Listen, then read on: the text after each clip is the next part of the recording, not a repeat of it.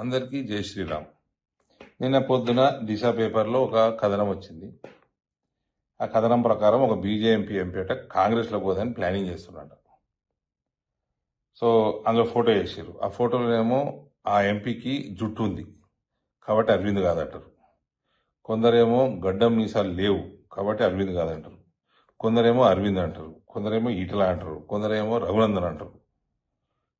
ఇంకా కొందరేమో ఇక వేరే పేర్లు చెప్తారు. కొందరు ఇన్ఫ్లుయెన్సర్స్ నీటోళ్ళు అందరూ అసలు ఈ కథనమే బేకారు. దీంట్లో అసలు ఏ వాస్తవం ఏం కనబడతలేదు. దాంట్లో ఏమాత్రం ఎవరు ఎప్పుడు ఎక్కడ ఏం పేర్లు లేవు, ఏం సమయం సందర్భం లేదు. చాలా వేగ్గా ఉంది. ఇది అసలు న్యూస్ ఆర్టికలే కాదు, ఇది ఎవరో ప్లాన్ చేయించినట్టు.